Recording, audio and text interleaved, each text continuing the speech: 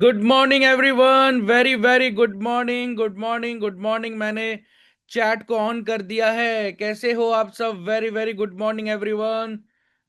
Good morning, good morning, good morning, good morning, good morning. Divyanshu Pandey this side. Good morning, good morning, good morning, good morning, good morning, good morning, good morning, good morning. All good. मैं भी बहुत अच्छा हूं। आप सब कैसे हो? आज आरंभ के डे 6 में आप सबका तहे दिल से स्वागत करता हूं। Good morning, good morning, good morning, good morning, good morning, good morning, good morning, good morning, good morning, good morning, good morning. ठीक है, ठीक है, ठीक है, ठीक है, ठीक है। अच्छा, आज जो आरंभ का डे 6 है, टॉपिक क्या है पता है क्या आप लोगों को? टॉपिक क्या है, एजेंडा क्या है? एक बार जल्दी से चैट बॉक्स में लिख करके बताइए।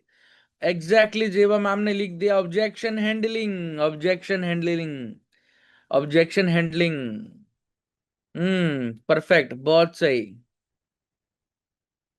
अच्छा, ऑब्जेक्शन हैंडलिंग से क्या समझते हो, ये चैट पे लिख के बताओ। ऑब्जेक्शन हैंडलिंग के मीनिंग को किस तरीके से देखते हो, किस तरीके से समझते हो? होता क्या है ऑब्जेक्शन हैंडलिंग? होता क्या है ऑब्जेक्शन हैंडलिंग? एक बार जल्दी से चैट बॉक्स में लिख करके बताइए। कस्टमर का ऑब्जेक्शन, डाउट क्लियर करना, kill the objection of lead, questions of lead मतलब सवाल को क्लियर करना। अरे वाह, इतने समझदार हो आप लोग, बहुत सही। डाउट क्लियर करना, क्लैरिटी देना, सवालों का जवाब देना, बहुत अच्छी बात है। लीड्स का डाउट क्लियर करना, बहुत सारे सवालों को क्लियर करना, बहुत सही भाई। अच्छी बात है। कस्टमर की क्वेरी को सॉल्व करना, ठीक है, बहुत सही, बहुत सही। लीड कमी क्वेश्चंस के, अच्छा, कस्टमर के क्वेश्चंस को स्मूथली तरीके से ऑब्जेक्शंस को हैंडल करना, बहुत सही है भाई। प्रॉब्लम को समझना, सिर्फ प्रॉब्लम को समझना नहीं है ज्योति मैम, प्रॉब्लम को समझ करके, डाउट को समझ करके उसका सॉल्यूशन देने का काम, उसके सवालों को क्लियर करने का काम, उसी को कहते हैं बहुत सरल तरीके से ऑब्जेक्शन हैंडलिंग। राइट, बहुत सही। देखो, दो चीज होता है, एक होता है ऑब्जेक्शन किलिंग और एक होता है ऑब्जेक्शन हैंडलिंग।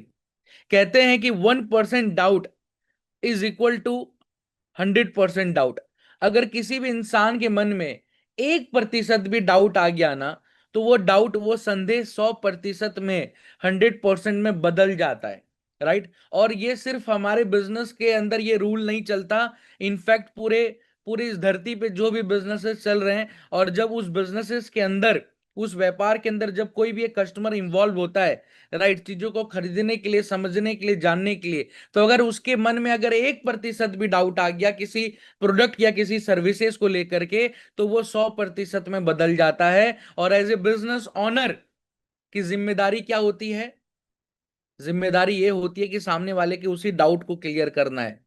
उस 100% डाउट को क्लियर करके उसके अंदर वो 100% कॉन्फिडेंस डालना है, वो विश्वास डालना है। और ये तभी हो पाता है जब आप ऑब्जेक्शन हैंडलिंग के पार्ट को बहुत ही स्मूथली, जो किसी ने यहाँ पे लिखा भी था, बहुत ही ज्यादा स्मूथली उसको समझते हो और उसको क्लियर करते हो। राइट। तो ऑब्जेक्शन हैंडलिंग सिर्फ हैंडलिंग नहीं होता है, किसी किसी जगह पे किलिंग भी होता है।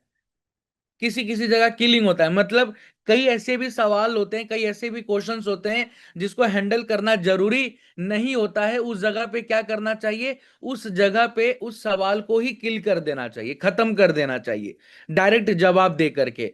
और बहुत सारे ऐसे क्वेश्चंस होते हैं जिसको हमें किल नहीं करना होता है, जिसको हमें हैंडल करना होता है। कहते हैं ना, कभी आप देखोगे किसी किसी प्रोडक्ट को अगर आप कहीं कोरियर में भेजोगे तो उसमें आता है हैंडल विथ केयर, होता है ना, एक टैग लगा रहता है। राइट। कभी कोरियर वाले जगह पे जाओगे तो देखोगे हैंडल विथ केयर। तो वही चीज होता है कि किसी किसी जगह पे कस्टमर को हैंडल विथ केयर करना पड़ता है, कि बहुत अच्छे तरीके से, बहुत सही तरीके से सामने वाले के सवालों को समझते हुए, राइट, और उसको अच्छे तरीके से हैंडल करना, जिससे सामने वाले इंसान के अंदर कॉन्फिडेंस भी आए, विश्वास भी बढ़े, ट्रस्ट भी क्रिएट हो, क्लैरिटी भी मिले, और एट लास्ट वो खुद ब खुद क्लोजिंग तक पहुंच जाए, डिसीजन मेकिंग तक पहुंच जाए। राइट। और ऑब्जेक्शन हैंडलिंग का जो मैक्सिमम पार्ट है, वो कहाँ पे हम लोग करते हैं, हम फॉलो अप करने के दौरान करते हैं। कल डे 5 था, आरंभ का सेशन, जो फॉलो अप के ऊपर अंकित बंसल सर ने लिया था सेशन, राइट? आप सबने अटेंड किया था? एक बार जल्दी से मुझे चैट बॉक्स में यस लिख करके बताओ, कल जो आरंभ का डे 5 फॉलो अप के ऊपर जो वर्कशॉप, जो ट्रेनिंग हुआ था आरंभ का, क्या आप सबने अटेंड किया था? अमेजिंग, सुपर, बहुत सही, शानदार, परफेक्ट। तो जब आप फॉलो अप करते हो ना, उसी फॉलो अप करने के ही दौरान, देखो दो तरीके से कहीं ना कहीं आपको अंकित सर ने बताया होगा, फॉलो अप करने का तरीका होता है, एक डायरेक्ट तरीका होता है, एक इनडायरेक्ट होता है, जिसको हम बिजनेस के टर्म्स में एक्टिव फॉलो अप भी कहते हैं और पैसिव फॉलो अप भी कहते हैं।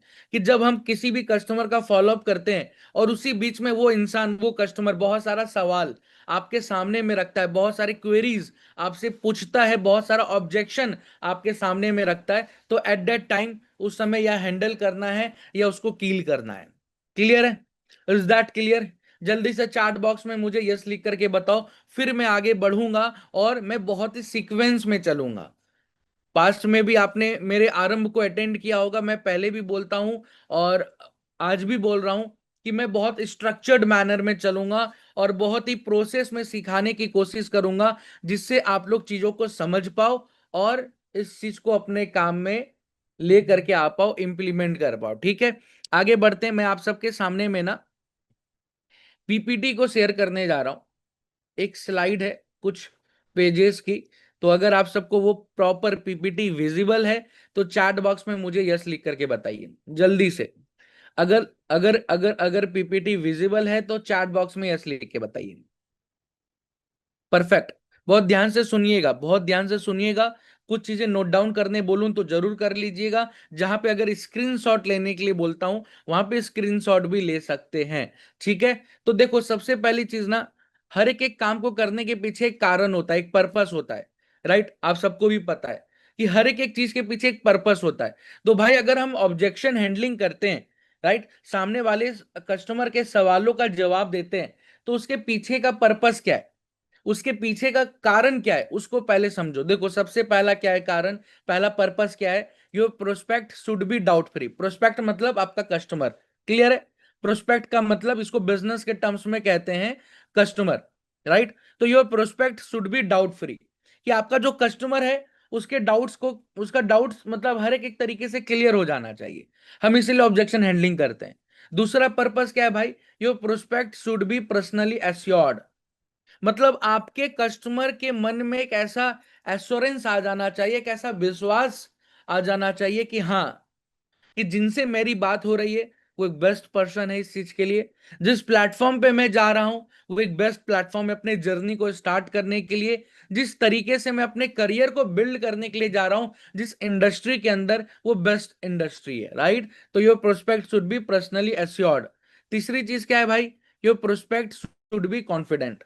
देखो जब तक सामने वाला इंसान कॉन्फिडेंस में नहीं आएगा, तब तक कोई भी इंसान लाइफ में डिसीजन नहीं लेता है। और ये कहीं ना कहीं एक यूनिवर्सल ट्रूथ है, एक यूनिवर्सल सच्चाई है कि भाई कोई भी एक इंसान जीवन में तभी डिसीजन लेता है जब उसके अंदर थोड़ा सा कॉन्फिडेंस होता है कि चलो एक बार ये करके देख लेते हैं। अगर कोई भी फर्स्ट टाइम कार को ड्राइव करने के लिए सीखता है, बाइक चलाने के लिए सीखता है ना, तो अचानक वो बाइक के ऊपर नहीं बैठ जाता या कार को ड्राइव नहीं करने लगता। थोड़ा सा आपके अपने मन में एक कॉन्फिडेंस जगाता है कि ये मैं कर सकता हूं या कर सकती हूँ, मैं इस चीज को सीख सकता हूं या सीख सकती हूँ, तभी वो इंसान जाकर के पार्टिकुलर वो बाइक को या वो कार को चलाना सीखता है। तो कहीं ना कहीं अगर कोई भी एक इंसान अपने लाइफ में डिसीजन लेता है, तो तभी वो डिसीजन ले पाता है जब उसके अंदर वो कॉन्फिडेंस होता है। आपके अंदर वो कॉन्फिडेंस आया था, तभी आपने भी डिसीजन लिया था, राइट? तो ये आपकी भी जिम्मेदारी है कि जब आप सामने वाले के ऑब्जेक्शन को हैंडल कर रहे होंगे, उसका फॉलो अप कर रहे होंगे ऑन अ कॉल, तो your prospect should be confident होना ही चाहिए, राइट? चौथी चीज क्या है भाई? Your prospect should have a call of action. देखो अगर कॉल ऑफ एक्शन नहीं है, मतलब उसको एक कॉल टू एक्शन गया ही नहीं कि अभी क्यों करना चाहिए, तो कभी भी वो क्लाइंट ना, वो कस्टमर इंस्टेंट डिसीजन नहीं लेगा। हम सभी सवालों को क्लियर कर दिए, बहुत अच्छे से क्लियर कर दिए, बट एट लास्ट उसको हम सीटीए नहीं दिए कि भाई अभी कर लो स्टार्ट, अभी मौका है, अभी ऑफर है, अभी सब कुछ है, बेस्ट टाइम है अभी स्टार्ट करने का, अगर ये कॉल टू एक्शन ही नहीं दिए और वो सामने वाला वो एक्शन लिया ही नहीं, तो आपका पूरा ऑब्जेक्शन हैंडलिंग भी वेस्ट जा सकता है, राइट। आप देखते हो ना, बहुत सारे एडवर्टीजमेंट को देखते होगे कि पहले प्रॉपर एडवर्टीजमेंट चल रहा है और फिर आता है बाय नाउ, बाय नाउ या क्लिक हियर, आता है ना, तुरंत आता है लास्ट में। तो वो क्यों आता है? कॉल ऑफ एक्शन के लिए, कि भाई सामने वाला इंसान एक्शन ले उस चीज के प्रति, राइट। और at last your prospect should be connected constantly. कभी कभार क्या होता है कि कुछ ऐसे भी क्लाइंट्स या कस्टमर्स होते हैं जो थोड़ा सा डिसीजन मेकिंग में टाइम लगाते हैं, सोचने में, समझने में, डिसीजन लेने में समय लगाता है कि इंसान, क्योंकि सबकी मेंटेलिटी एक जैसा तो नहीं होता ना, सबका माइंडसेट एक जैसा नहीं होता, अलग अलग तरीके के लोग आते हैं, अलग अलग माइंडसेट के लोग आते हैं। तो ऐसा नहीं है कि हमें उस इंसान से अपना कनेक्शन तोड़ देना है, नहीं। डायरेक्टली और इनडायरेक्टली जब आप फॉलो अप करते हैं एक्टिव और पैसिव तरीके से, तो उस जगह पे कस्टमर आपके साथ कॉन्स्टेंटली कनेक्टेड रहे। देखो, जस्ट लाइक एक एग्जांपल मैं आप सबके सामने में रखता हूं। कितने लोग यहाँ पे जोमेटो एप्लीकेशन को यूज करते हैं, फोन पे एप्लीकेशन को यूज करते हैं, पेटीएम एप्लीकेशन को यूज करते हैं, उबर को कितने लोग, स्विगी को कितने लोग यूज करते हैं? जल्दी से मी लिख करके यस लिख के बताइए। जोमेटो को, स्विगी को, फोन पे को, पेटीएम को, लगभग जितने भी, ब्लिंकिट है, जैप्टो है। बहुत सही। क्या अगर आप 10 दिन, 15 दिन, 20 दिन जोमेटो के एप्लीकेशन को यूज ना करो, तो क्या जोमेटो का नाम भूल जाओगे क्या? यस या नो? क्या जोमेटो का नाम भूल जाओगे क्या? कभी नहीं भूलोगे, क्योंकि एक माइंड में वो पोजीशनिंग बैठ चुका है, एक ब्रांड का नाम माइंड में वो बैठ चुका है। लेकिन इस बात को समझिए, क्या प्रतिदिन जोमेटो आपके फोन के ऊपर आपके नेम को लेकर के पर्सनलाइज्ड लेवल पे क्या वो नोटिफिकेशन भेजता है कि रूबीना मैम, शाम हो गया है, चाय पी लो, चाय ऑर्डर कर दो, कुछ नाश्ता ऑर्डर ऑर्डर कर दो? आता है ना नोटिफिकेशन, प्रतिदिन आता होगा, बहुत ध्यान से देखना। फोन पे का नोटिफिकेशन आता है, पेटीएम का नोटिफिकेशन आता है। जैसे मेरे पे क्या आता है कि पांडे जी मॉर्निंग हो चुकी है, चाय पी लो या चाय ऑर्डर कर दो। इस तरीके से रोज मेरे पास आता है। आफ्टरनून, मॉर्निंग का भी आता है, आफ्टरनून लंच का भी आता है, शाम का भी आता है, स्नैक्स का, रात का भी आता है, राइट। तो प्रॉपर तरीके से हर एक एक प्लेटफॉर्म ना आपको नोटिफाई करती है आपके पर्सनलाइज्ड नेम को लेकर के। क्या जरूरत है उन्हें? उन्हें भी पता है कि भाई जोमेटो को कोई नहीं भूलेगा, उन्हें भी पता है आज के डेट पे ब्लिंकिट, जैप्टो जैसी कंपनी को कोई नहीं भूलेगा। तब भी वो कंपनीज लाखों रुपए खर्च करती है, करोड़ों रुपए कैश को बर्न करती है इस मार्केटिंग के पीछे, इस नोटिफिकेशन के पीछे। क्यों भाई? क्योंकि कनेक्टेड कॉन्स्टेंटली, वो कनेक्शन टूटना नहीं चाहिए, राइट। समझ पा रहे हो? यही पर्पस होता है ऑब्जेक्शन हैंडलिंग का। आगे बढ़ते हैं। देखो, other major things to understand, कुछ चीजें हैं जो आपको ध्यान में रखनी है। सबसे पहली चीज कि कभी भी किसी के सवाल को जब आप समझोगे, जब आप उसके ऑब्जेक्शंस को आइडेंटिफाई करोगे, तो आपको समझते हुए चलना है कि क्या वो सामने वाले का सवाल रियल है या फेक है। मतलब इसी चीज को दूसरे पॉइंट से कहीं ना कहीं कनेक्ट करना चाहूंगा कि don't entertain people, answer only relevant question. कभी कभार क्या होता है, कुछ ऐसे भी इंसान आ जाते हैं जिनको जिनको लाइफ में कुछ नहीं करना, बट वो टाइम पास के लिए आ जाते हैं। हो सकता है, उसको हम रोक नहीं सकते, कोई एंट्री बैरियर तो है नहीं। एडवर्टीजमेंट में हर एक एक इंसान के सामने में वो पहुंचता है जो स्वतंत्र रूप से कुछ करना चाहता है, तो वो एक इंसान भर देता है। तो कुछ लोग ऐसे भी होते हैं जो इररिलेवेंट सवाल या फेक सवाल पूछते हैं, तो हमें उस पर्टिकुलर सवाल के पीछे और उस इंसान के पीछे हमें फालतू अपना टाइम वेस्ट नहीं करना है, उस जगह से अपने आप को हटा लेना है। लेकिन ऑलवेज बी पोलाइट। कभी कभार क्या होता है कि हम सेल्स में होते हैं ना, तो हम एग्रेशन में आ जाते हैं, हम एग्रेशन में आ जाते हैं। कभी कभार कोई कस्टमर इररिलेवेंट सवाल पूछ रहा होता है या टाइम को वेस्ट कर रहा होता है, तो हम उसके प्रति एग्रेशन में आ जाते हैं। या कभी कभार जब हम काम कर रहे होते हैं, तो क्योंकि बिजनेस क्या है, सर्टेनिटी के साथ बिजनेस नहीं चलता। बिजनेस का जो फ्लो है वो हमेशा हॉट लाइन के जैसा चलता है, up down, up down, up down. Hot line इसी तरह चलता है ना, अप डाउन, अप डाउन। तो बिजनेस भी वही है, राइट। तो लेकिन उस जगह पे क्या होता है, कभी कोई डाउन वाला फेज आता है ना, तो हम एग्रेशन में आ जाते हैं। नहीं भाई, ऐसा नहीं करना है। ऑलवेज बी पोलाइट, बहुत पोलाइटनेस के साथ, बहुत ही हम्बलनेस के साथ हमें काम करना होता है, और उसके सामने वाले ऑब्जेक्शंस को हैंडल करना होता है या कील करना होता है।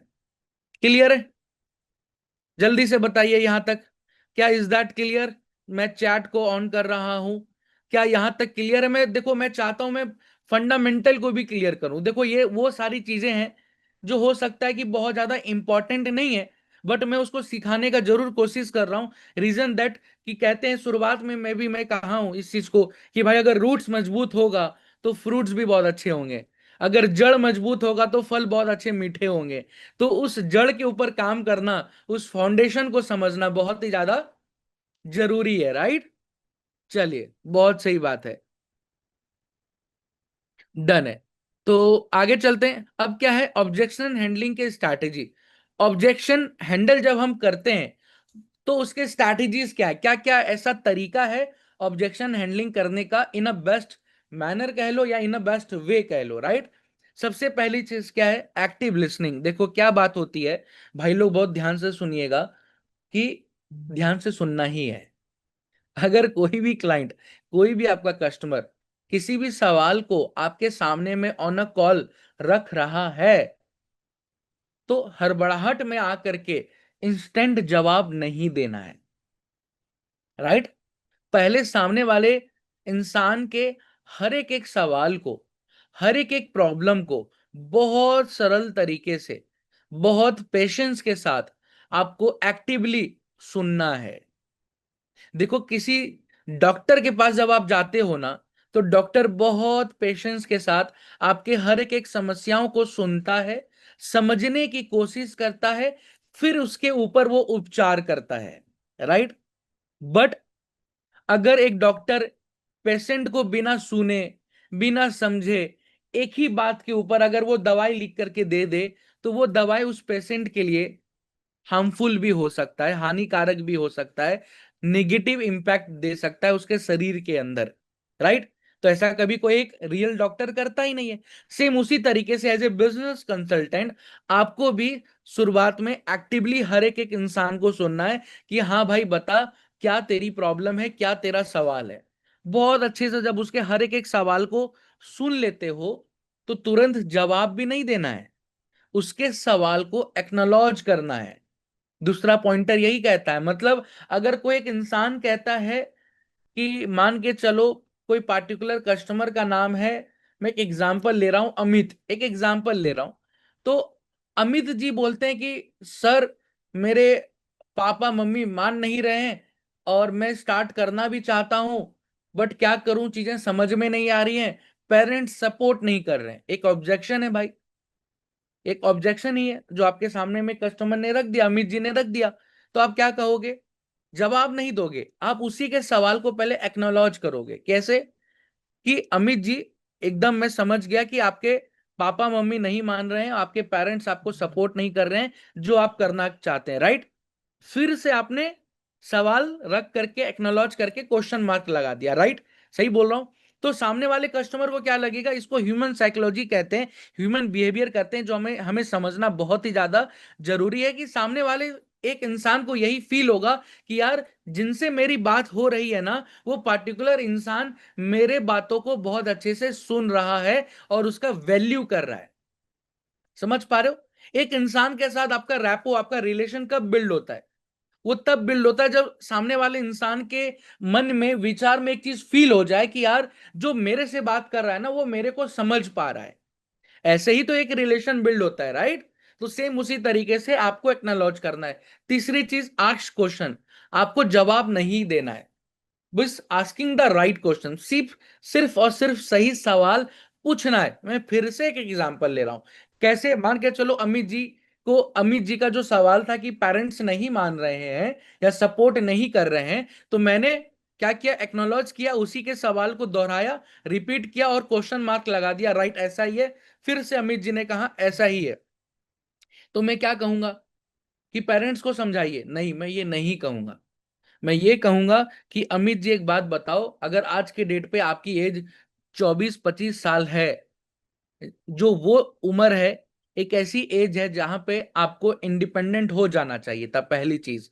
क्योंकि मार्केट में अगर आप देखोगे बहुत अच्छे तरीके से, तो 24-25 साल के जो यूथ हैं, जो युवा हैं, आज लाखों ऐसे यूथ हैं, बहुत ऐसी जनता है जो फाइनेंशियली इंडिपेंडेंट हो चुकी है आप ही के एज में, जो अच्छे अच्छे जॉब्स में या बिजनेस के लाइन में जा चुके हैं।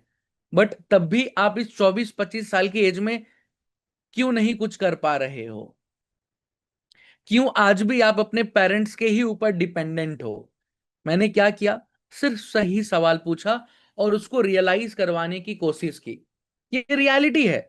अगर कोई इंसान कहता है कि सर मेरे पास ना पैसों की दिक्कत है, अमित जी कह देते हैं, तो मैं ये नहीं बोलूंगा कि अमित जी पैसा अरेंज करके लाओ। नहीं। क्यों भाई? मैं कहूंगा अमित जी एक बात बताओ, अगर आज आपकी एज 30-32 साल है, क्योंकि हम लोग पार्टिकुलर एक टाइम पे एज पूछ ही लेते हैं अपने फर्स्ट कॉल पे कि आपकी उम्र क्या हो रही है, तो हमें पता होता है कि इस पार्टिकुलर कस्टमर का एज क्या है। तो मैं कहूंगा कि अमित जी अगर आज आपकी एज 32 साल है, और इस 32 साल की एज में अगर आप अपने अकाउंट में 20,000 रुपए भी एक्स्ट्रा सेव करके नहीं रख पाए हो अपने करियर के लिए, अपने ग्रोथ के लिए, अपने इमरजेंसी फंड के लिए, तो फिर क्या कर रहे हो? Question mark. उसी से सवाल पूछ दिया। अगर 32 साल की एज में आप फाइनेंशियली फ्री नहीं हो पाए हो, जहां पे लाखों लोग आज मार्केट में फाइनेंशियली फ्री हो चुके हैं डिजिटल बिजनेस को करके, स्किल्स को डेवलप करके, आप क्यों नहीं कर पा रहे हो? क्या आपको राइट अपॉर्चुनिटी नहीं मिला? क्या आपको राइट प्लेटफॉर्म नहीं मिला? क्या आपको एक राइट मेंटोर नहीं मिला? बताइए अमित जी। तो क्या हुआ? आपने ही सही सवाल सामने रख दिया। Asking the right question. सही सवाल पूछना आना चाहिए, और यही तरीका होता है, बेस्ट स्ट्रैटेजी होता है ऑब्जेक्शंस को हैंडल करने का। जवाब देने का नहीं होता है कि सवाल आया तो हमें जवाब देना है, नहीं। जवाब तो हम देंगे, बट वो सेकेंडरी लेवल पे होता है। प्राइमरी लेवल पे सबसे पहले क्या होता है कि सामने वाले के ही सवाल के ऊपर सही सवाल रख देना। चौथी चीज, बी ऑनेस्ट। हमेशा अंकित जी भी, मैं भी, हमारे कंपनी के founder and CEO Ashutosh Pratyaya sir भी हमेशा एक बात कहते हैं कि भाई पहले ईमानदारी, फिर दुकानदारी। जितने ईमानदारी के साथ काम करोगे, उतना ही दुकानदारी आपका बिजनेस बहुत बढ़ते चलेगा। राइट? तो ऑनेस्टी के साथ आपको काम करना है, किसी को मिसलीड नहीं करना है, किसी को मिस सेल नहीं करना है, किसी को ओवर कमिटमेंट नहीं देना है, किसी भी तरीके से गलत या झूठ बोल करके कुछ नहीं करना है। सीधी सी बात है। बहुत ईमानदारी से काम करना है, और ईमानदारी के साथ और ट्रांसपेरेंसी के साथ हर एक सवाल के जवाब को देना है। क्योंकि जब आप ट्रांसपेरेंसी के साथ और ईमानदारी के साथ और उसी विश्वास और कॉन्फिडेंस के साथ जब आप किसी के भी ऑब्जेक्शन को हैंडल करते हो ना, तो तभी सामने वाले इंसान के अंदर वो कॉन्फिडेंस ट्रांसफर हो पाता है, वो कन्विक्शन ट्रांसफर हो पाता है। राइट? पांचवा स्ट्रैटेजी क्या है? Urgency with offer. ऐसा नहीं है कि आप जब ऑब्जेक्शंस को हैंडल कर रहे होंगे तो आप उसे अर्जेंसी नहीं देंगे। अर्जेंसी हमेशा होना चाहिए। देखो आज क्यों करें, इसका अर्जेंसी हमेशा होना चाहिए। अगर आप किसी को अर्जेंसी नहीं दोगे, ये सबसे सबसे एक बात निकल करके आती है कि उसके लिए नुकसानदायक है। कि अगर आज के डेट पे कोई भी एक क्लाइंट किसी चीज को समझ रहा है और वो डिसीजन 6 महीना बाद ले, तो 6 महीने के बाद जो उसका मार्केट में कंपटीशन होगा वो 10 गुना बढ़ चुका होगा। 6 महीने के बाद का जो ट्रेंड होगा वो बदल चुका होगा। 6 महीने के बाद का जो हो सकता है, जो आज के टाइम पे उसका एटीट्यूड है कुछ मेहनत करने का, वो 6 महीने बाद वो एटीट्यूड रहे ही ना। तो हमें भी सामने से एक तरीके से बेस्ट वे में अर्जेंसी क्रिएट करना है कि जिससे सामने वाला इंसान डिसीजन ले और उसकी लाइफ अच्छे से बदल पाए। राइट? छठी चीज क्या है? Use social proof through story telling. ये रियलिटी है भाई। जब हम किसी भी ऑब्जेक्शंस को हैंडल करते हैं, तो कोशिश करिए जब हम जवाब दें तो उसको स्टोरी के माध्यम से, कहानियों के माध्यम से, रियल स्टोरी के माध्यम से जवाब दें। जैसे मान के चलिए कोई कहता है कि सर मेरे लाइफ में बहुत ही ज्यादा प्रॉब्लम है, मैं पूरे परिवार को मैं ही मैनेज कर रहा हूं, मैं अब कर पाऊंगा कि नहीं कर पाऊंगा, मुझे डर है कहीं मेरा पैसा डूब ना जाए। अगर कोई एक इंसान ऐसा सवाल आपके सामने में रखता है, तो भाई आपको ना रियल स्टोरी यूज करना चाहिए। देखिए उसके लिए जब आप बूट कैंप के कटिंग्स जो आते हैं उसको देखिए, वहां पे आपको स्टोरी समझ में आएगा। जो लोग विजन टू विक्ट्री समिट में आते हैं, उनको जब हम अप्रिसिएट करते हैं तो उनके स्टोरीज को बताते हैं, वो कंटेंट आता है उसको देखिए। और भी बहुत सारे एफिलिएट्स के कंटेंट आते हैं, उनके कंटेंट को देखिए, वहां से रियल स्टोरी समझ में आएगा कि एक इंसान की लाइफ आईडीपी के प्लेटफॉर्म पे कैसे बदली है, कैसे एक इंसान जीरो से हीरो तक पहुंचा है। और उसी को रिलेट करिए। मान के चलिए यही कोई कहता है कि मैं बहुत प्रॉब्लम में फंसा हुआ हूं, जिम्मेदारियां बहुत है, कर पाऊंगा नहीं कर पाऊंगा पता नहीं है, पैसा डूब तो नहीं जाएगा। अब इसी जगह पे मैं क्या करता अगर एफिलिएट पार्टनर रहता, तो मेरे नजर में एक पार्टिकुलर एक एफिलिएट पार्टनर है पूरे आईडीपी के अंदर, नाम है उनका कृष्ण, राइट। अब मैं उनके स्टोरी को जानता हूं कि भाई कृष्ण एक ऐसा लड़का है जो 19-20 साल का एज है। 19-20 साल की एज में 1 साल 2 साल पहले उनके पिताजी को कैंसर हुआ, वो नहीं रह पाए कैंसर के बीमारी के वजह से। पूरे परिवार की जिम्मेदारी उसी के ऊपर आ गया, क्योंकि एक बहुत ही लोअर मिडिल क्लास के फैमिली से आता था, राइट। अब कहीं ना कहीं उस इलाज में 10-15 लाख रुपए खर्च भी हुआ था, वो भी जिम्मेदारी, वो बर्डन 18-19 साल की एज में आ गई, राइट। और कोई दूसरा घर में अर्निंग मेंबर नहीं था, कोई पैसा कमाने वाला नहीं था। फिर वो बंदा अपने पढ़ाई को छोड़ करके अपने बिहार से निकल करके दिल्ली आ गया। दिल्ली में आकर के सिलाई का काम करने लगा। 1500-2000 रुपए महीना कमाता था। 18 साल के बच्चे को कितना पैसा मिलेगा, 17 साल के बच्चे को? वो भी लगभग मान के चलिए, ये बात है मोटा मोटी 2022-23 की, 2-3 हजार रुपए मिल रहा था। उस जगह से वो निकल करके 2024 में उसके सामने में आईडीपी प्लेटफॉर्म आया। उसके भी मन में ये डर था, लेकिन एक चीज उसे पता था कि भाई जिस प्रॉब्लम में आज वो है, उस प्रॉब्लम का समाधान वो सिलाई का काम करके नहीं कर सकता। 15 लाख रुपए का, 10 लाख रुपए का जो कर्ज है, वो सिलाई करके नहीं पूरा कर सकता है। और वो बटन बढ़ता ही चलेगा, क्योंकि ब्याज वाला पैसा था, तो वो ब्याज बढ़ता ही जाएगा, वो घटेगा तो नहीं। तो फिर मैं क्या करूं भाई? तो उसे पता था या कुछ नहीं करूंगा तो कुछ नहीं होगा, कुछ करूंगा तो कुछ तो होगा, अच्छा होगा खराब होगा कुछ तो होगा। एक माइंडसेट था उस इंसान के अंदर। तो उसने एक बहुत बड़ा रिस्क लिया। जहां पे वो काम करता था उसी से उसने पैसे का उधारी लिया, खुद भी ब्याज पे, और वो स्टार्ट किया जर्नी। आज 1 साल हो चुका है, 1.5 साल हो चुका है, इस प्लेटफॉर्म पे लगभग 60 लाख से ज्यादा कमा चुका है। तो रियल स्टोरी है। अब उस 60 लाख रुपए के कमाई में 10 लाख 15 लाख की जो कहीं ना कहीं लोन थी, और जो ब्याज का पैसा बना था वो भी चुकाया। घर भी अपने पूरे परिवार, क्योंकि माँ थी, अब बहन भाई थे, उसको भी अच्छा जीवन दे पाया। खुद को भी अच्छे तरीके से रख पा रहा है, पैसे को सेव कर पा रहा है, उसके उसको वेल्थ की ओर लेकर के जा रहा है, वेल्थ क्रिएशन की ओर। और साथ में रेगुलर इस प्लेटफॉर्म पे काम भी कर रहा है। तो एक रियल स्टोरी को क्या किया, आपने सामने वाले के सवाल के साथ जोड़ दिया। तो उसके ऑब्जेक्शन को आपने हैंडल तो किया, बट जवाब से नहीं, स्टोरी टेलिंग के माध्यम से, कहानियों के माध्यम से, जो रियल कहानी है, जिस तरीके से लोगों ने अपने लाइफ को बदला है हमारे आई डिजिटल परन्योर के प्लेटफॉर्म पे। क्लियर है? समझ में आया? क्या स्ट्रैटेजीज क्लियर हुई? जल्दी से चैट बॉक्स में बताइए, जल्दी से चैट बॉक्स में बताइए क्या स्ट्रैटेजीज क्लियर हुई। बहुत सही। Yes sir, yes sir, yes sir, yes sir, yes sir, yes sir, yes sir, yes sir, yes sir. Wonderful sir, yes sir, yes sir, yes sir, yes sir, yes sir, yes sir. ठीक है, ठीक है, बहुत अच्छे तरीके से sir. ठीक है, ठीक है, ठीक है, ठीक है, ठीक है, ठीक है, ठीक है, ठीक है, ठीक है, ठीक है। परफेक्ट, शानदार sir, great sir. Thank you so much, thank you so much. चलो आगे चलते हैं, अभी तो मेन चीज बाकी है। ये तो एक तरीके से भाई लोग आपके लिए स्टार्टर था, राइट। अभी तो मेन चीज बाकी है। देखो ये है मेन ऑब्जेक्शंस, बहुत पहले ध्यान से सुनिएगा। होता क्या है, एक एग्जांपल रख रहा हूं आप सबके सामने में, फिर मैं इसके ऊपर आऊंगा। अगर मान के चलो आज के डेट पे आप पार्टिकुलर किसी एग्जाम को देने के लिए जा रहे हो, कोई कोई भी एग्जाम पकड़ लो, कोई भी स्कूल का एग्जाम ले लो, यूनिवर्सिटी का एग्जाम ले लो, आप यूपीएससी का एग्जाम ले लो, कोई भी एग्जाम ले लो, एक एग्जाम्पल रख रहा हूं बस। आप पार्टिकुलर किसी भी एग्जाम को देने के लिए जा रहे हो, और एग्जाम में बैठने से पहले अगर आपको यह पता चल जाए कि यही 15-20 क्वेश्चंस आने वाले हैं,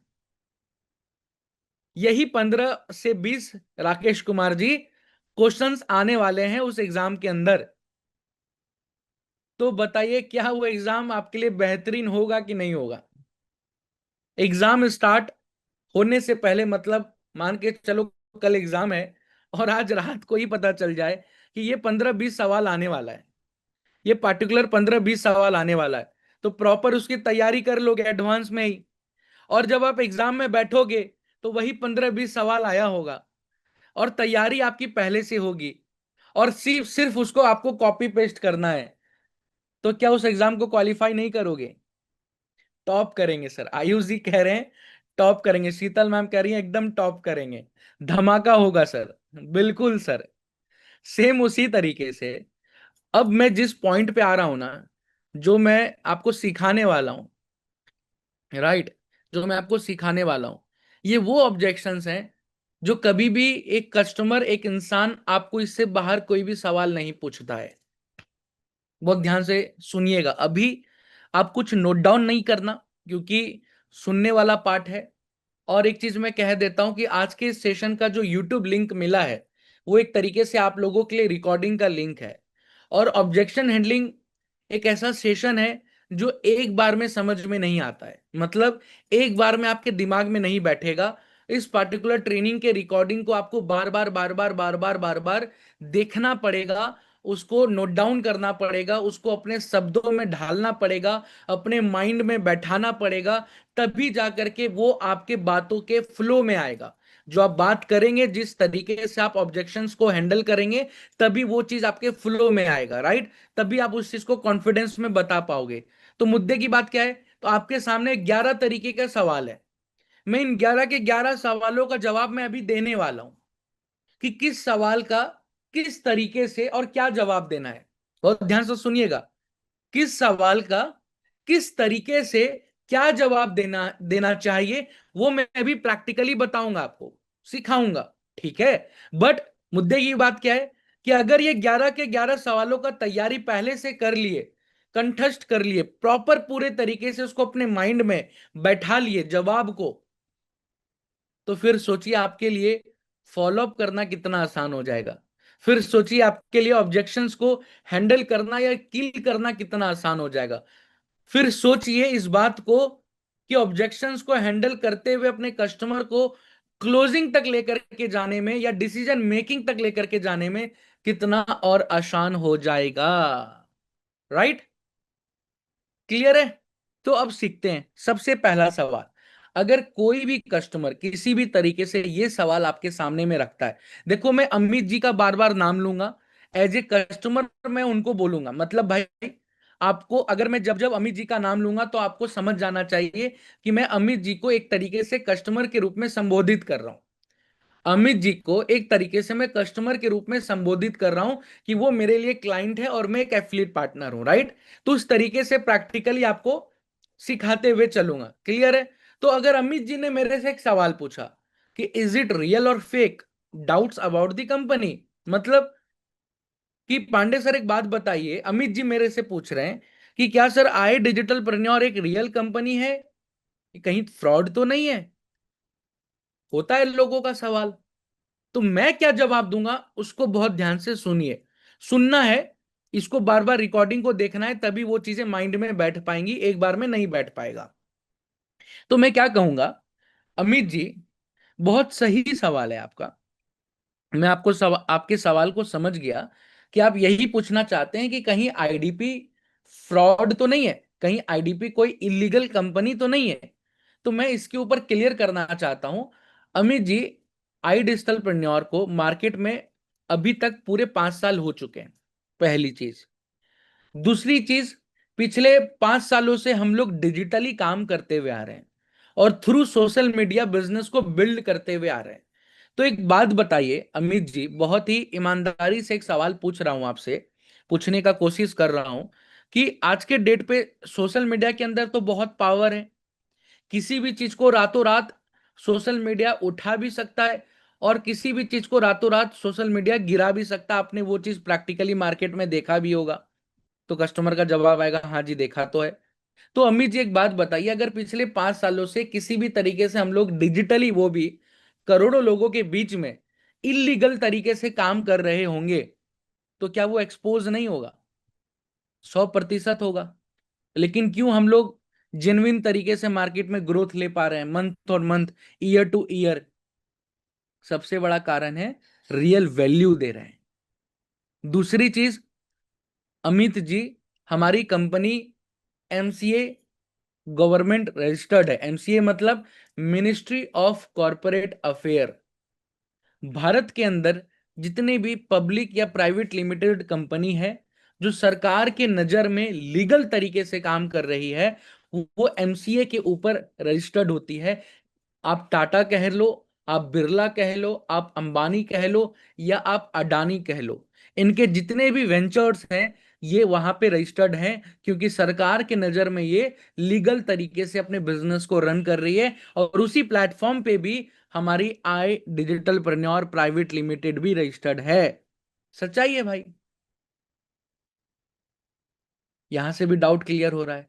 तीसरी चीज, आप देखो मार्केट में आज के टाइम पे मार्केट में एक वही कंपनी लॉन्ग टर्म सस्टेन कर पा रही है, वही कंपनी मार्केट में लॉन्ग टर्म ग्रोथ ले पा रही है, जिसके जिसके जो फाउंडर हैं वो एक स्ट्रांग विजन के साथ काम कर रहे हैं।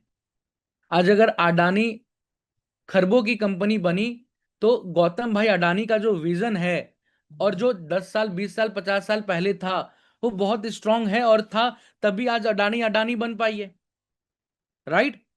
इसी तरीके से अगर आज के डेट पे आप देखो, हमारे ही एडटेक इंडस्ट्री में जिस तरीके से आई डिजिटल पिन्नौर भी एक एडटेक इंडस्ट्री से आती है, अलग अलग अलग एग्जांपल्स को यूज करना है, राइट, स्टोरी को यूज करना है। तो हमारे एडटेक इंडस्ट्री में फिजिक्स वाला, आप भी जानते होंगे, फिजिक्स वाले के जो फाउंडर हैं, जो सबसे पहले एजुकेटर रहे हैं, जो उनके सीईओ हैं, अलख पांडे जी, है ना?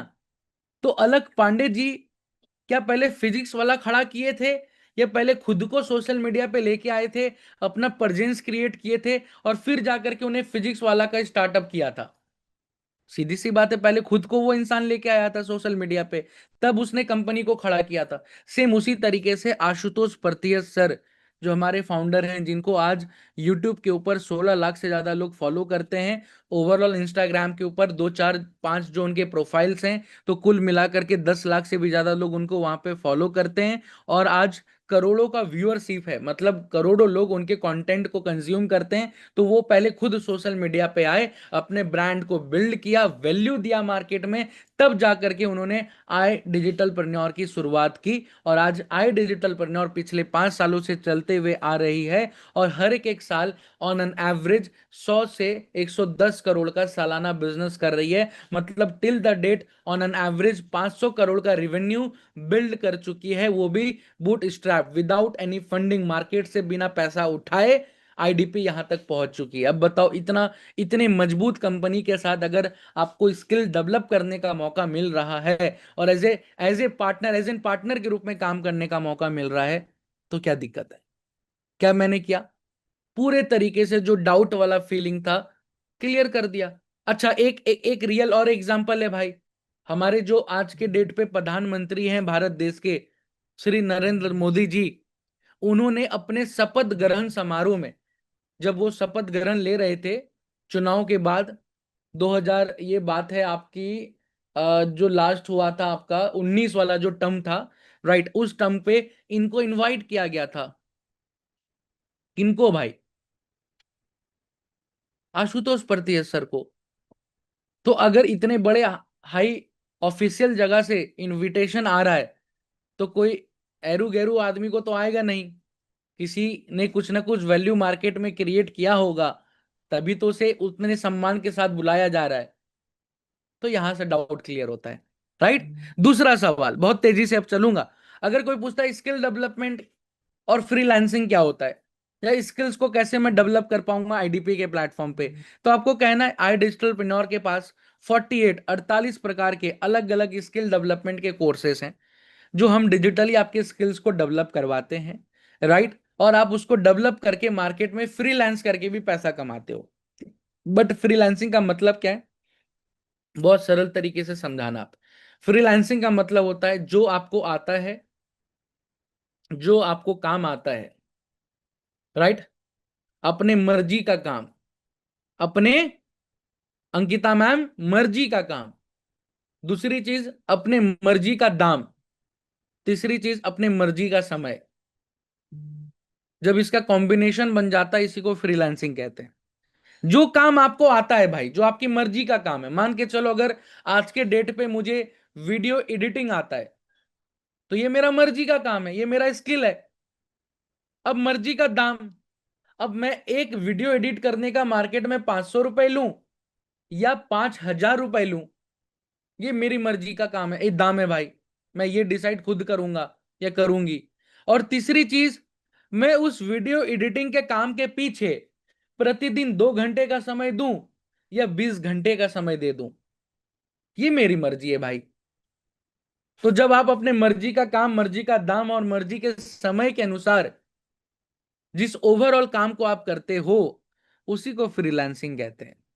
बहुत सरल तरीके से बताया हूं। और अगर कोई सवाल पूछे आपसे कोई भी क्लाइंट, तो आप इसको इसी तरीके से बता देना।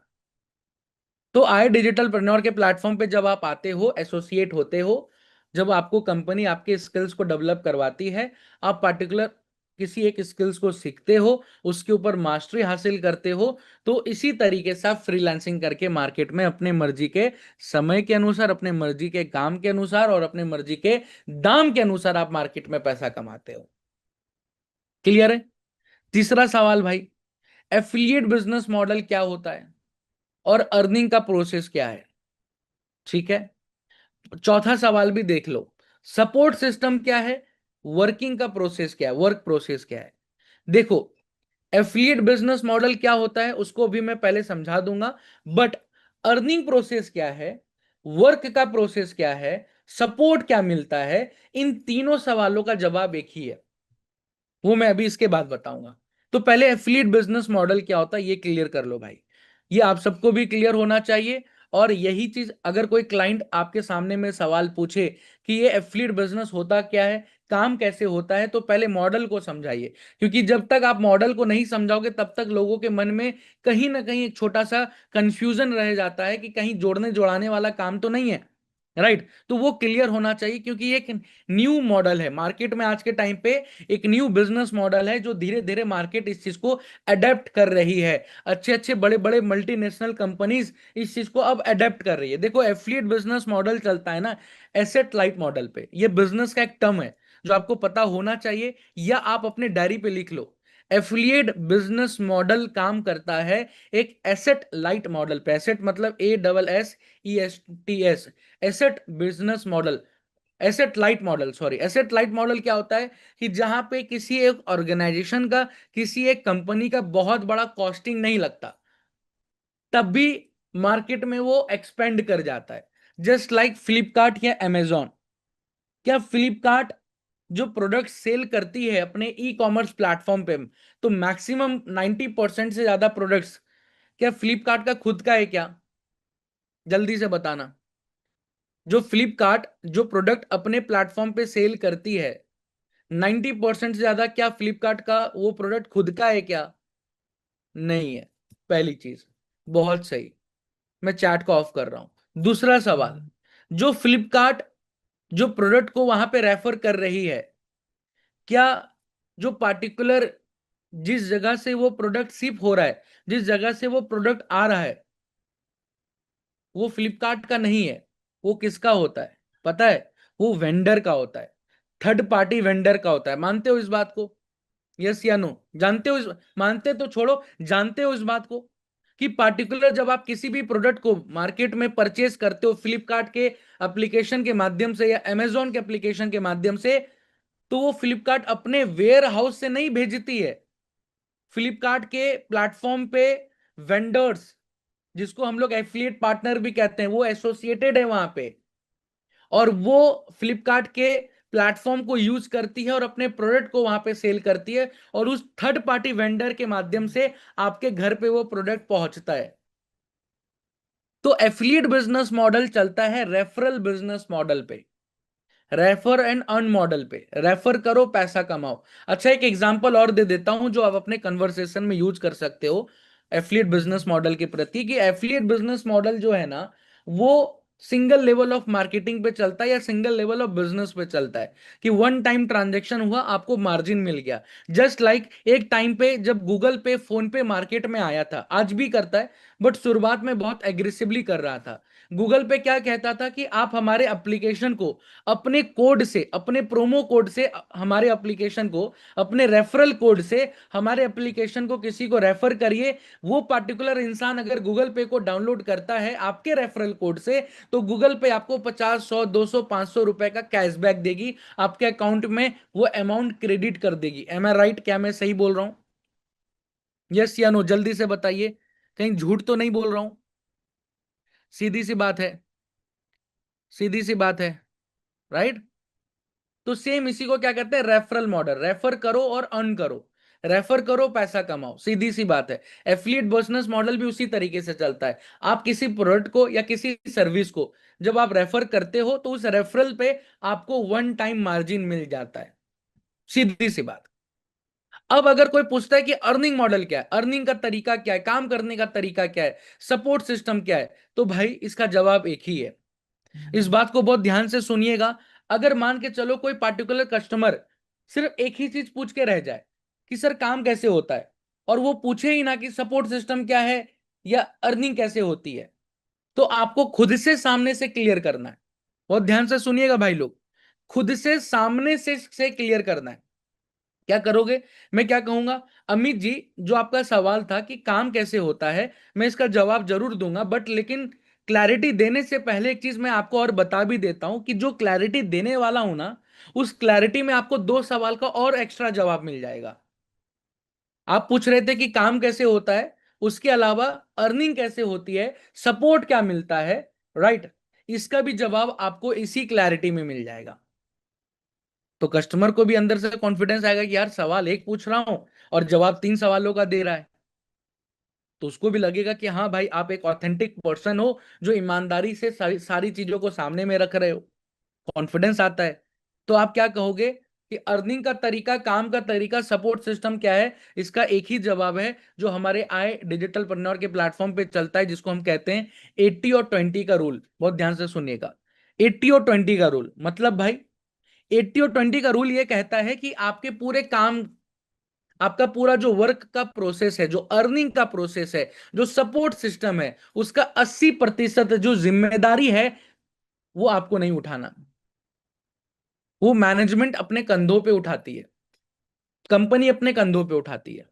सिर्फ 20% आपका काम है जो आप वो जिम्मेदारी लेते हो और अपने रिस्पॉन्सिबिलिटी पे उसको पूरा निभाते हो। That's it. अब आपको अमित जी ना, पहले मैं 20% बता देता हूं जो आपकी जिम्मेदारी है। आपके 20% जिम्मेदारी में सिर्फ 5 काम है, उसको हाथ पे काउंट करवाओ।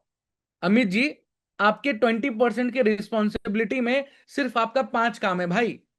पहला काम क्या है अमित जी? रेगुलर ट्रेनिंग लेना, रेगुलर प्रतिदिन ट्रेनिंग में आना, स्किल्स को डेवलप कर पाओगे, पूरे काम के प्रोसेस को समझ पाओगे, कॉन्फिडेंस आएगा, नॉलेज बढ़ेगा और उससे बेहतर काम कर पाओगे। तो रेगुलर ट्रेनिंग में आना पहला काम, जो आपका 20% की जिम्मेदारी है। दूसरा काम क्या है भाई? दूसरा काम यह है कि अगर आप एफिलिएट पार्टनर के रूप में काम करते हो, तो जो हमारी टीम आपके लिए डिजिटल मार्केटिंग एडवर्टीजमेंट रन करेगी और वहां से जो लीड, जो कस्टमर आप तक पहुंचेगा, तो उस पर्टिकुलर कस्टमर से पहले फर्स्ट कॉल पे बात करना और उसको बात करके बस हमारे लाइव वेबिनार में इनवाइट कर लेना, जो प्रतिदिन शाम में 7 बजे लाइव वेबिनार होता है।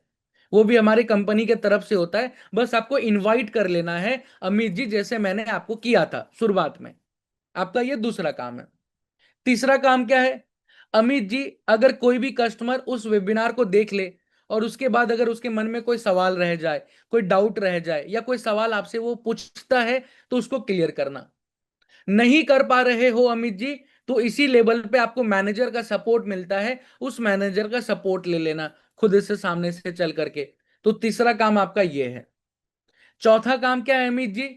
चौथा काम, बहुत सारे ऐसे क्लाइंट होते हैं जो थोड़ा सा डिसीजन मेकिंग में टाइम लगाते हैं, तो आपको उनको छोड़ना नहीं है, आपको उनके साथ कनेक्टेड रहना है अच्छे तरीके से। तो वो कंटेंट के माध्यम से आपको कनेक्ट रहना पड़ता है। तो वो कंटेंट भी कंपनी आपको खुद से बना करके देती है, बस आपको शेयर या फॉरवर्ड करते हुए चलना है, जिसको हम लोग फॉलोअप भी कहते हैं।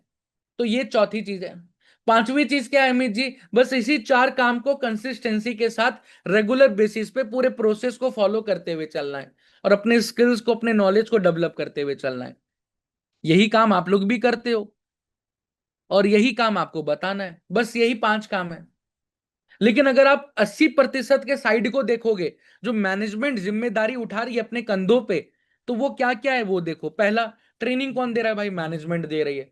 दूसरी चीज, डिजिटल मार्केटिंग का जो सपोर्ट देती है, तो वहां पे जो टीम बैठती है आपकी एडवर्टीजमेंट को चलाने के लिए, वो हमारे 5 साल, 8 साल, 10 साल के अनुभवी लोगों की टीम है जो आपको सर्विस देती है, तो वो भी मैनेजमेंट दे रही है। तीसरी चीज क्या है भाई? इसके अलावा सबसे इंपॉर्टेंट चीज, लाइव वेबिनार मैनेजमेंट की तरफ से हो रहा है। इसके अलावा मैनेजर जो आपके लिए ट्रेनिंग करते हैं, मैनेजर जो आपके कस्टमर के लिए Q&A सेशंस करते हैं, वो भी मैनेजमेंट की तरफ से। मैनेजमेंट की तरफ से जो बूट कैंप सेशन होता है, वो भी मैनेजमेंट दे रही है। कंटेंट का जो सपोर्ट मिलता है, जो आप फॉलोअप में यूज करते हो, वो भी मैनेजमेंट बना करके दे रही है। स्किल्स भी मैनेजमेंट ही आपका डेवलप करवा रही है, मतलब कंपनी डेवलप करवा रही है।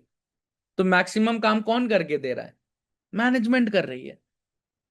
तो बस आप इसी 80 और 20 के रूल पे चलोगे, तो यही सपोर्ट सिस्टम है, यही काम करने का तरीका है, और यहीं से आपके घर में पैसा भी आता है। क्लियर है? समझ गए? ये है। अगर कोई भी एक इंसान पूछता है काम कैसे होगा, पैसे कैसे कमाऊंगा, सपोर्ट क्या मिलेगा, इज दैट क्लियर? बहुत सरल तरीके से समझाने का कोशिश किया हूं, और मैं आशा करता हूं आप सबको क्लैरिटी भी मिला होगा, सीखने को मिला होगा कि इन सवालों का जवाब कैसे देना है। अब मैं बहुत ही ज्यादा स्पीड में चलूंगा, क्योंकि 10:31 हो चुका है, और मैं 15 मिनट के अंदर मैक्सिमम इस पूरे आरंभ की ट्रेनिंग को वाइंड अप करूंगा। राइट, तो फटाफट जल्दी से चैट बॉक्स में बता दीजिए, क्या यहां तक क्लियर है? जल्दी से फटाफट आप सबका रिस्पॉन्स आइए। अच्छा, ऑलरेडी चैट पे आ चुका है, होस्ट एंड पैनलिस्ट पे। बहुत ही सही, परफेक्ट। देखो, ये क्लियर उसी इंसान को नहीं होगा जो कंफ्यूजन के साथ या डिस्टरबेंस के साथ बैठेगा। यहां नहीं, किसी भी ट्रेनिंग को अगर आप डिस्टरबेंस के बीच में कहीं पे, पीछे डिस्टरबेंस है, बहुत आवाज हो रहा है, डिस्ट्रैक्शन है आसपास, अगर उस बीच में बैठ के ट्रेनिंग देखोगे, कभी कुछ क्लियर नहीं होगा। मन को कंफ्यूज रखोगे, खाली नहीं रखोगे, राइट, तो तब भी आप कभी भी समझ नहीं पाओगे। क्लियर है? तो आगे चलते हैं। पांचवा सवाल, अगर कोई एक इंसान कह दे पैसा नहीं है, तो शुरुआत में भी मैं बता चुका हूं, जब स्ट्रैटेजी बता रहा था। अगर कोई इंसान कहता है कि मेरे पास पैसा नहीं है भाई साहब, तो आपको ये नहीं कहना है कि जाओ पैसा अरेंज करके लाओ। नहीं, ऐसा नहीं कहना है। आपको ऑब्जेक्शन को हैंडल करना है। आपको बस सही सवाल सामने रख देना है। क्यों नहीं है पैसा? आज तक आप पैसा क्यों नहीं कमा पाए? अपने लाइफ में, अपने करियर में मिनिमम 20,000 रुपए की एक्स्ट्रा सेविंग भी क्यों नहीं कर पाए? कुछ तो कमी होगा आपके अंदर। कुछ तो स्किल्स की कमी होगी, कुछ तो माइंडसेट की कमी होगी, कुछ तो अपॉर्चुनिटी की कमी होगी, कुछ तो कहीं ना कहीं राइट मेंटोर गुरु की कमी होगी। क्या लगता है, अगर आज के डेट पे पिछले 6 महीने से या साल भर से आप पैसों के तंगी में फंसे हुए हो, फाइनेंशियल इश्यूज को, चैलेंज को फेस कर रहे हो, और अगर इसके ऊपर आज के डेट पे काम नहीं किए, तो क्या आने वाले 6 महीने में ये जो फाइनेंशियल चैलेंजेस हैं खत्म हो जाएंगे क्या अमित जी? नहीं होगा। ये चैलेंज और बढ़ेगा, ये प्रॉब्लम, ये समस्याएं, पैसों की और तंगी बढ़ेगी, खत्म नहीं होगी। क्योंकि जिस तरीके से मार्केट में इन्फ्लेशन बढ़ते जा रहा है, जो महंगाई बढ़ रही है, उसी तरीके से आपका चैलेंज भी बढ़ते चलेगा। तो क्या आपको एक और कदम नहीं उठाना चाहिए अपने करियर में, जो आपको एक best alternative source of income दे दे आपके लाइफ में, पार्ट टाइम में या फुल टाइम में? कस्टमर क्या कहेगा, करना चाहिए। बट अगर कोई कस्टमर बार बार पैसों का तंगी बता रहा है, तो इस बात को समझिए कि कहीं ना कहीं वो क्या कर रहा है, बहाना आपके सामने में रख रहा है। और वो बहाना क्यों रख रहा है, इसके पीछे सबसे बड़ा कारण, अगर कोई कहता है नो मनी, मेरे पास पैसा नहीं है, मनी नहीं है, तो उसके पीछे एक कारण होता है। क्या होता है, इस बात को ध्यान से देखिए स्क्रीन पे, कि अगर सामने वाले के मन के अंदर वो नीड जनरेट नहीं हुआ कि क्यों मुझे करना चाहिए, तब वो बहाना बना सकता है। अगर इंटरेस्ट नहीं आया, वो इच्छा शक्ति नहीं जगा इस काम के प्रति, इस स्किल डेवलपमेंट के प्रति, फ्रीलांसिंग के प्रति, तो तब भी वो कह देगा कि भाई पैसा नहीं है। तीसरी चीज, अगर अर्जेंसी नहीं बना, मतलब क्लैरिटी नहीं मिला, प्रोसेस को लेकर के, काम को लेकर के, तो तब भी कह देगा पैसा नहीं है। और अगर एट लास्ट ट्रस्ट क्रिएट नहीं कर पाया आप, वो ट्रस्ट दो तरीके से, वो कॉन्फिडेंस, वो विश्वास दो तरीके से, अपने ऊपर भी कि उस इंसान को भी कॉन्फिडेंस आ जाए कि हाँ जी मैं कर लूंगा, और वो विश्वास कंपनी के भी प्रति कि हाँ भाई ये एक ऑथेंटिक पर्सन है, एक ऑथेंटिक कंपनी है जहां पे मैं अपनी जर्नी को स्टार्ट कर सकता हूं, डिसीजन को ले सकता हूं। अगर यहां पे भी कमी रह गया तो तब भी वो इंसान कह देगा नो मनी, मेरे पास पैसा नहीं है। चारों का चारों कारण रह गया तब भी कह देगा, या चारों में से नीड, इंटरेस्ट, क्लैरिटी और ट्रस्ट में से अगर कोई एक कारण भी रह गया, कमी रह गया किसी चीज का, तो तब भी कह देगा नो मनी। तो अगर कोई भी एक इंसान कहता है कि मेरे पास पैसों की तंगी है या पैसा नहीं है, तो आपको पूछना है कि सर बताओ ना कहां पे क्या गैप रह गया, क्या गैप रह गया, क्या ये समझ में नहीं आया, क्या क्या ये जरूरत क्यों है आपके लिए, क्या ये इंटरेस्ट नहीं आया कि आपको करना चाहिए कि नहीं करना चाहिए, क्या कहीं पे क्लैरिटी की कमी है तो बताओ मैं उसको क्लियर करूं।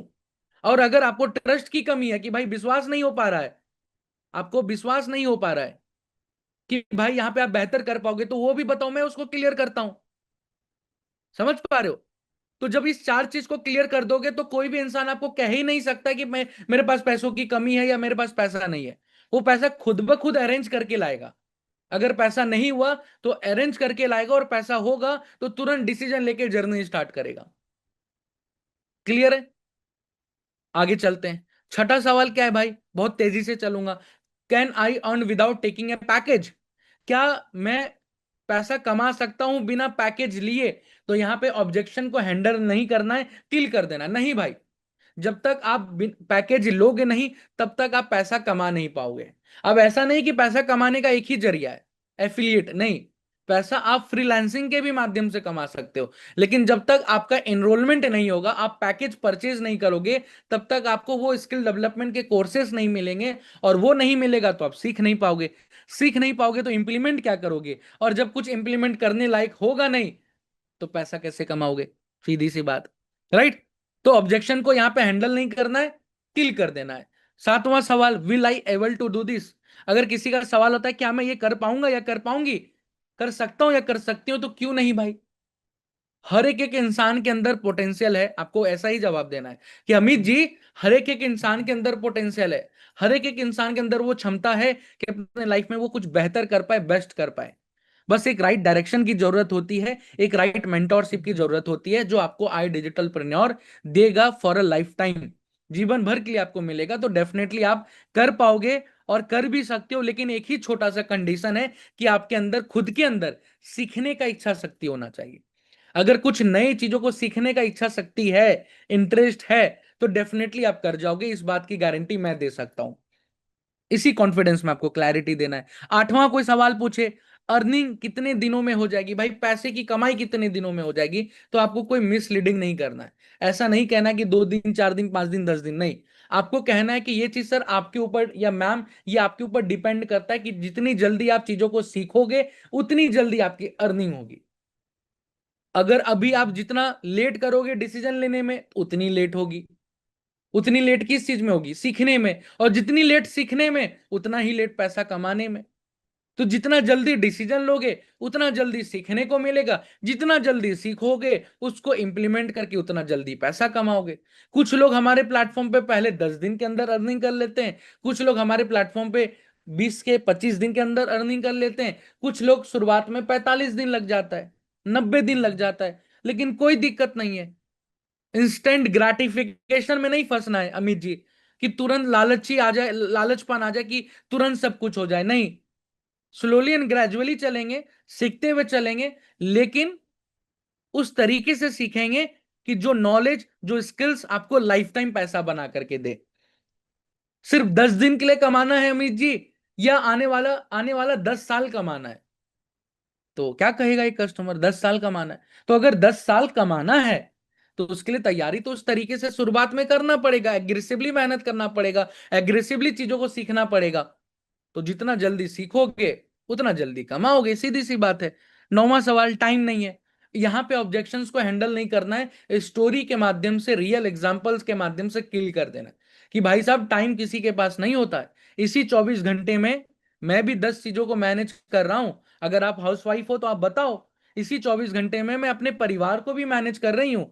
बच्चों को भी मैनेज कर रही हूं, राइट, अपने सास ससुर को भी देख रही हूं, अपने हस्बैंड को भी देख रही हूँ, खाना भी बना रही हूँ, कपड़े भी धो रही हूँ, सब कुछ कर रही हूँ, लेकिन साथ में पैसा भी कमा रही हूँ। टाइम को मैनेज करना होता है भाई साहब। टाइम की कमी किसी के, मतलब टाइम की कमी मतलब ऐसा नहीं कि टाइम की कमी होती है, नहीं है, टाइम की कमी नहीं होती है, टाइम सबके पास होता है। टाइम मैनेज करने की कमी होती है।